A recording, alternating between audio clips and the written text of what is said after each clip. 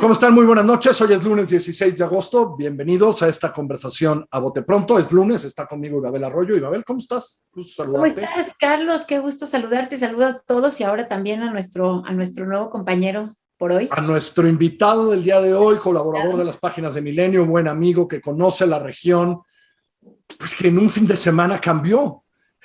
Es increíble lo que pasó en un fin de semana en Afganistán. Hoy habló el presidente Biden haciendo la lógica de señores. Llevo muchos años diciendo que no podemos construir naciones, que no debíamos estar ahí.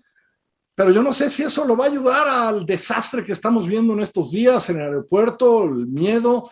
Es decir, una cosa es una cosa y la otra es el desastre de esta semana. Bien lo dijo, ya había una promesa de Donald Trump de retirarse, ya había muy pocas tropas estadounidenses, pero lo que está pasando es grave. ¿Te parece bien, Ibabel? Arrancas y después le damos la palabra a Manuel. Como que estamos viendo dos cosas. Uno es el papel de Estados Unidos y su aparente responsabilidad ante lo que está sucediendo. Y por otro lado, lo que va a suceder con ese país, con el nuevo equilibrio político. Ya los talibán prácticamente tienen controlado todo el país, pasaron de 77 a 267 distritos controlados, eso es lo que dices, Carlos, que pasó en un fin de semana. Y entonces ya no sé si preocuparme más por el gobierno allá o por el papel de Estados Unidos y la geopolítica. Marwan, danos luz. Queridos, muchísimas gracias.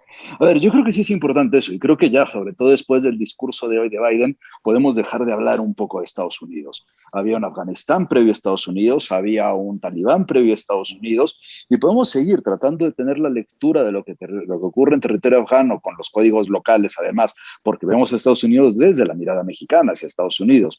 Entonces podemos popular las redes sociales con Estados Unidos es malo, todo es la culpa de Estados Unidos. Y lo que se dice nos olvida que existe un país con más de 30 millones de habitantes que ya pasó de finales de los 90 hasta 2001 por un gobierno talibán y que los temores que vimos, sobre todo con las imágenes, que es quizá el mejor ejemplo de miles de afganos queriendo subirse a un avión militar y luego cayéndose en el aire del avión militar, obedecen no a lo de Estados Unidos, sino a lo que conocen del asunto de los talibanes.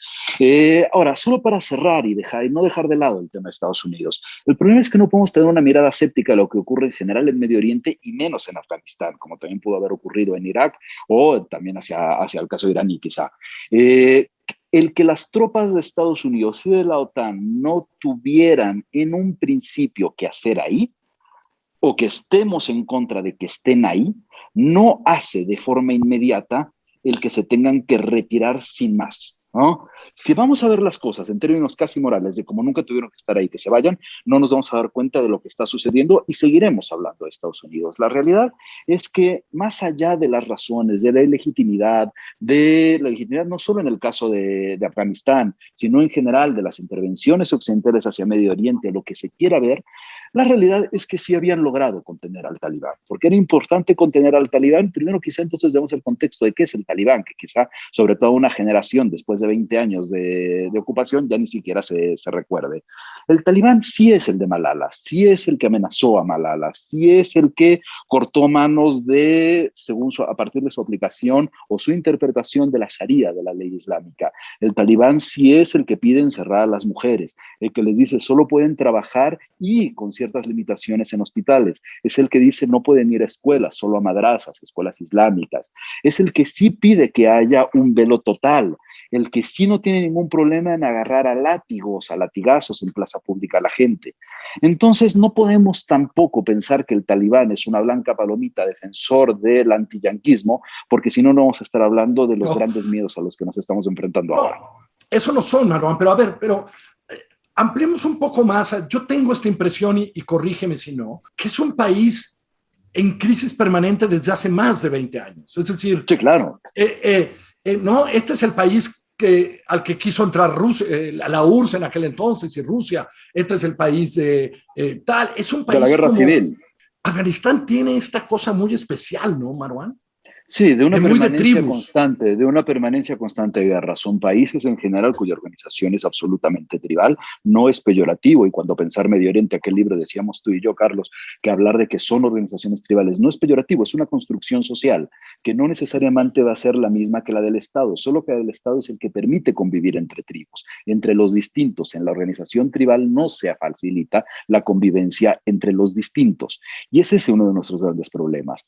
La incursión de la Unión Soviética en su momento sí marca un poco el parteaguas de lo que después se transforma en la propia guerra civil de la que provienen los talibanes. Después del 11 de septiembre vienen los 20 años de Estados Unidos y vemos una constancia de disfuncionalidad y de intentos de hacer gobiernos. ¿Qué es lo que se tenía en este momento hasta hace unos días, ¿no?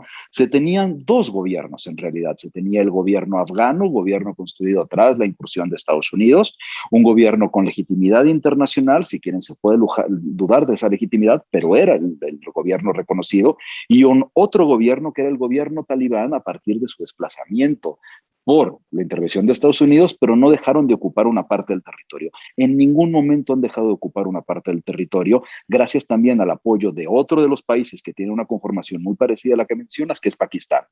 Entonces, ¿qué es lo que...? Sí.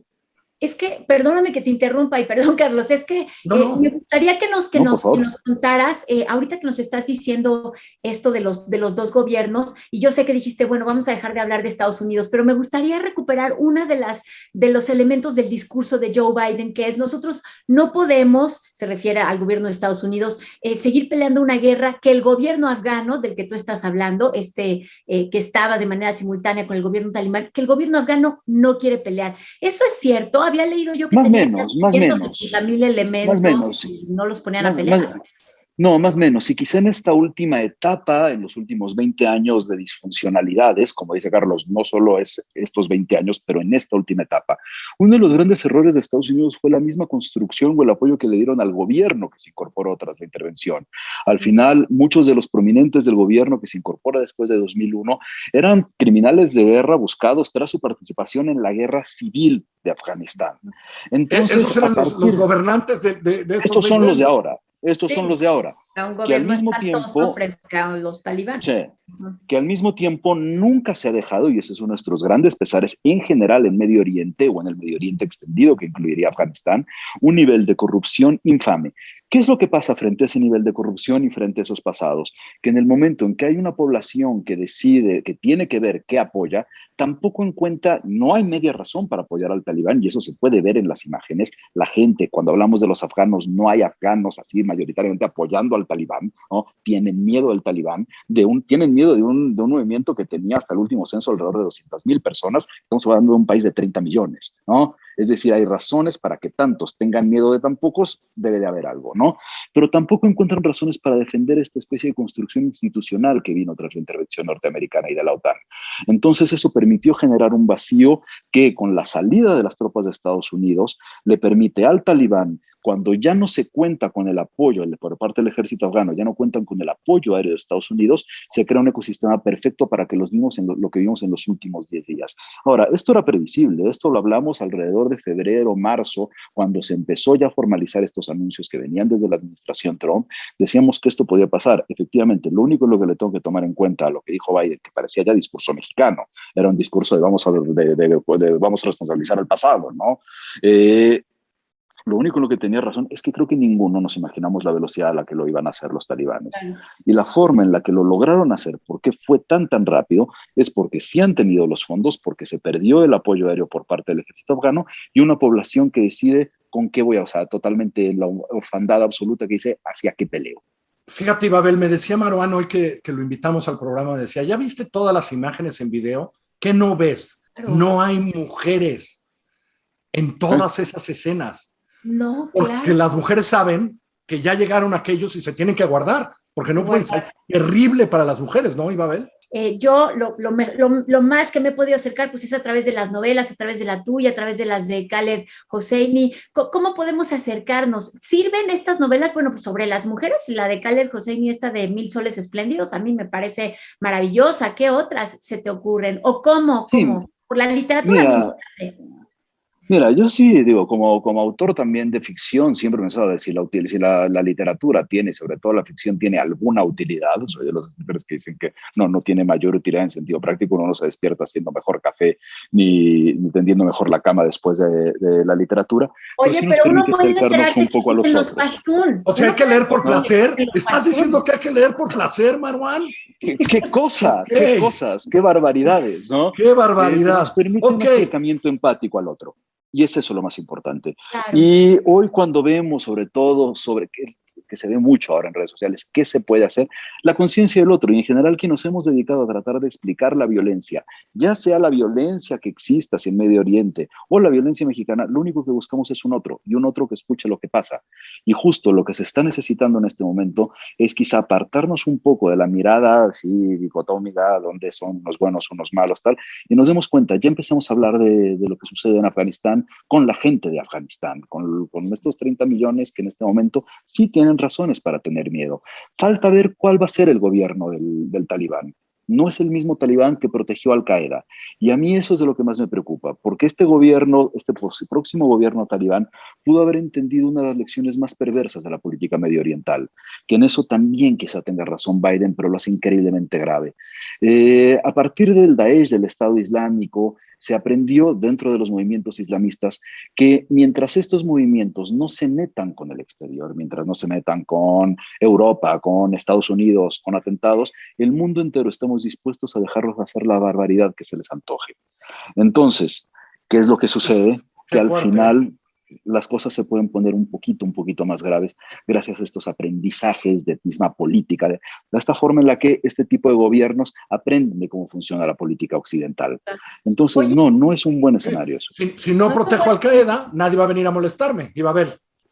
No es un buen escenario, pero y al mismo tiempo, retomando lo que estás diciendo, Marwan, tampoco, así como el Talibán es otro, también Afganistán es otro. Ya no es el de 2001 que incluso todavía apoyaba un poco en algunos casos al Talibán. Ahora de inmediato quieren salir del país, ya saben de qué se trata. Sí, pero al mismo tiempo se enfrentan a otro tipo de cosas. A ver, si se aventaron 20 años, no fueron panacea estos 20 años, no fueron 20 años fáciles.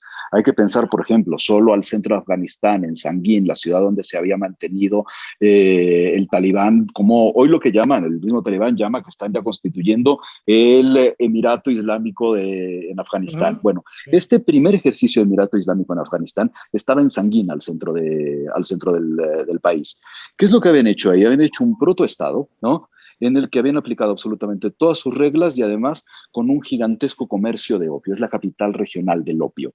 Entonces, ¿cuál es el problema? Que ya vimos qué es lo que puede pasar. Necesitamos otro programa.